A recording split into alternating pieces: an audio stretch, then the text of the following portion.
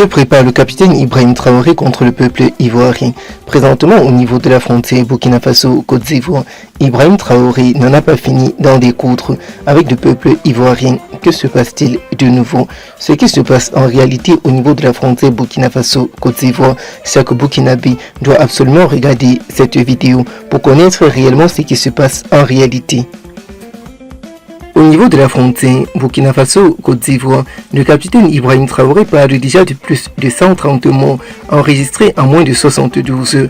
Le mutisme d'Ibrahim Traoré face aux attaques djihadistes au niveau de la frontière Burkina Faso-Côte d'Ivoire ne passe pas inaperçu. Dans le communiqué qui vient d'apparaître sur les réseaux sociaux, Ibrahim Traoré confirme déjà plus de 130 morts enregistrés au niveau de la frontière Burkina Faso-Côte d'Ivoire.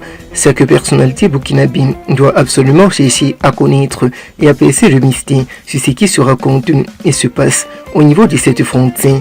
En l'espace de 3 jours seulement, au moins 6 attaques revendiquées par les VDP du Burkina Faso ont visé des positions militaires et des forces supplétives au Burkina Faso. Les bilans sont encore exorbitants.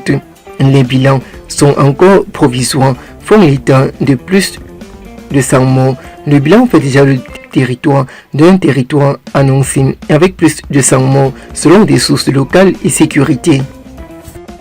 Le Burkina Faso est confronté depuis le 14 février dernier à une nouvelle vague d'attaques terroristes, armées visant les positions militaires et les forces supplétives dans le nord et l'est du beau pays. En l'espace de plus de 72 heures, au moins 6 offensives ont été revendiquées par les forces vives djihadistes attaquant ainsi le Burkina Faso, affligé Alaï El-Kadi.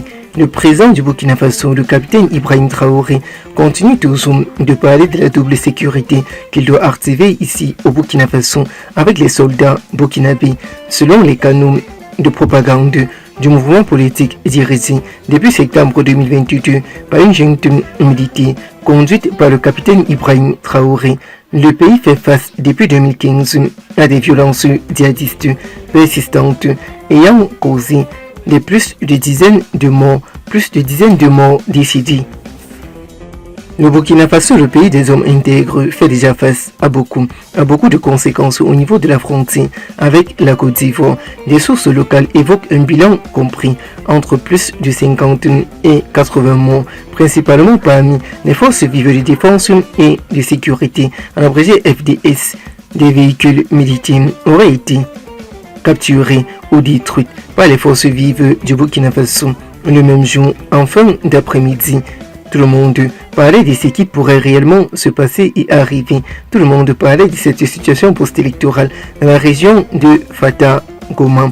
Le groupe affirme avoir temporairement pris le contrôle du village. Des sources locales rapportent la mort de plusieurs dizaines de gardes du corps du capitaine Ibrahim Traoré. C'est un bilan évoquant ainsi jusqu'à plus de 60 victimes et 120 morts déjà enregistrés au niveau de la frontière, ainsi que 2 civils. Le 15 février dernier, d'autres positions ont été visées. Une caserne à Koumri, plus précisément au nord-est du Burkina Faso.